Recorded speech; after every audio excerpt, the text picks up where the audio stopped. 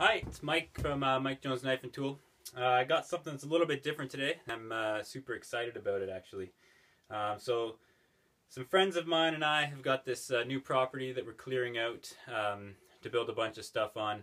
That's all beside the point, but the thing is we're trying to clear through all this really heavy brush, a lot of alder and just all kinds of dense underbrush, and so it's become a whole lot of work. The tools that we're currently using are, for one, small chainsaws. These things are awesome. 16 or 18 inch bars are, as far as chainsaw goes, they're lightweight and pretty maneuverable, and they're powerhouses. Like, you can go through a ton of lumber with one of these in a day. But they do come with all of the drama and issues that a chainsaw and a two-stroke engine has: gas, oil, noise, mechanics. They come with problems. It's a trade-off, pros and cons. The other thing that we're using quite a bit are hatchets and small axes. These guys are basically the opposite. They're very low maintenance, no noise. You can swing them all day. The problem with these things is that they've got such a small cutting edge. So basically, if you're going through a ton of underbrush, it's pretty much one swing per branch. Unless you can get all your enemies to line up in a row and Indiana Jones through them, it's just a ton of work, and it's really slow moving, especially compared to a chainsaw. So I'm thinking I'm gonna make something different. Here are some sketches I came up with. The top one I'm probably still gonna make just because it's pretty sweet. But this is kind of what I'm landing on here. If I can get this to focus, here we go. The dimensions are gonna change depending on the material I use. I'm leaning toward probably one of the chainsaw bars. But what we're looking at here is a nice long cutting edge. I'm looking for probably 6 to 8 inches as compared to like 3 inches on a small axe.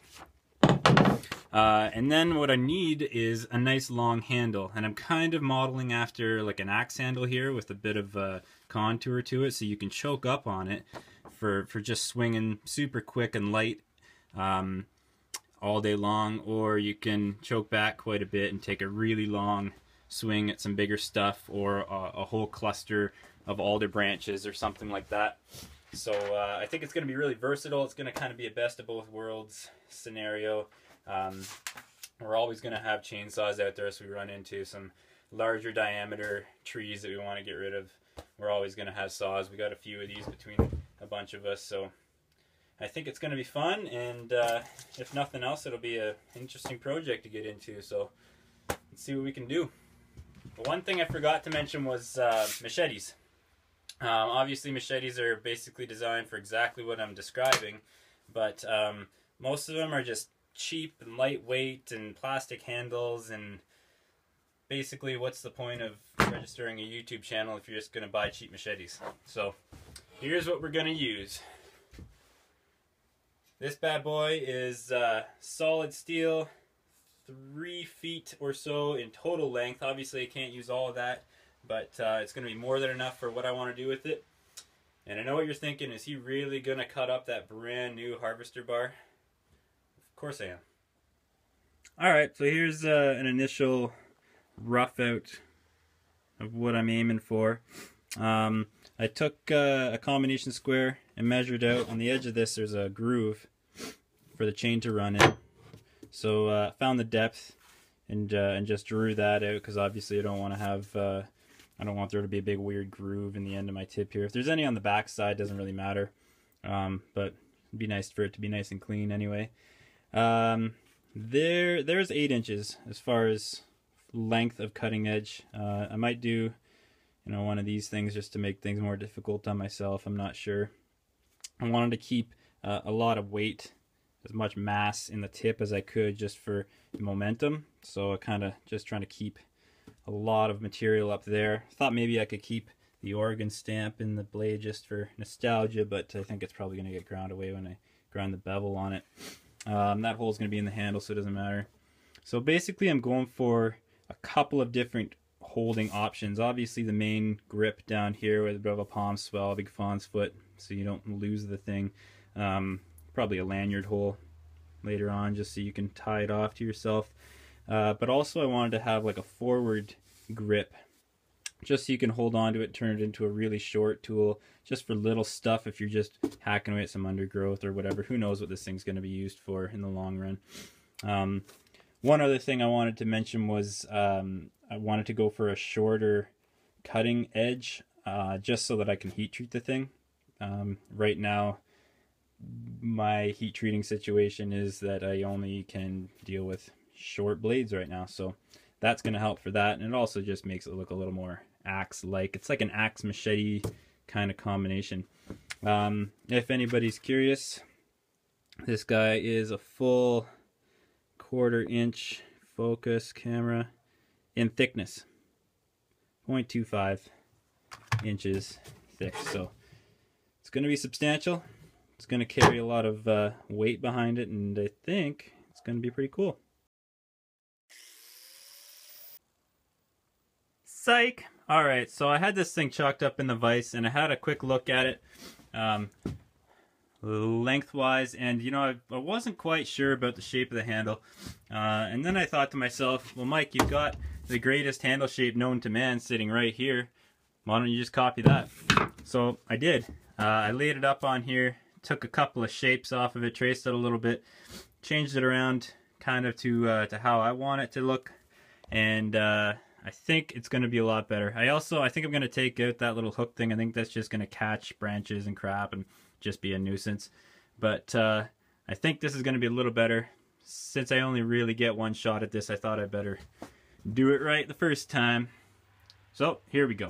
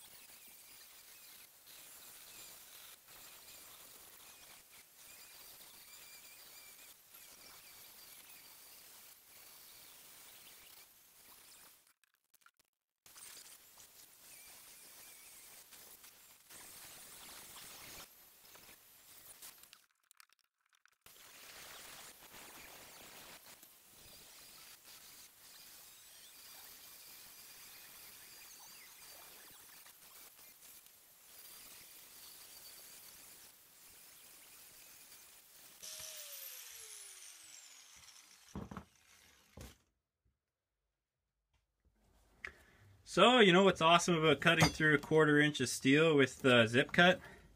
Right, nothing. Nothing is awesome about cutting through 1/4 inch of steel with a zip cut. But there's the roughed out shape. It lost a lot of weight, but it's still girthy. Like, I took a couple of swings with this thing, and it's going to carry a lot of momentum behind it. But we'll get the shape cleaned up, and it's starting to look pretty good. Tried to save as much of the bar as I could. Probably make something out of some pieces of this later on. The paint held up really well. I wonder what they paint these things with. Alright, so here we are. I took out the grinding wheel, cleaned up the shape a bunch. I roughed in a bevel on there. And then I had lunch. And then I emailed Oregon to find out what kind of material they make their harvester bars out of. That information is pretty crucial when you're trying to heat treat steel. If I don't heat treat it, the edge is going to be soft and you're going to be sharpening it like every 10 minutes. So that's just going to be no good. So hopefully they get back to me with exactly what this is made of and I can heat treat it properly. Otherwise, it's looking pretty good. This palm swell here I think I'm going to get rid of. It feels already too big even without any handle material on it at all. So I think I'm going to lose that and just narrow it up, and it's going to be a lot more comfortable to hang on to all day long swinging this thing. You don't want to fatigue yourself any more than you already are. And I'm probably going to put this on a bit of a weight loss program in the handle. I'll drill a bunch of holes out just to try to get rid of some weight overall. Keep a lot of weight in the head, just like an axe, and I think that's going to be a lot easier if you're going to be swinging this thing all day long. There we are.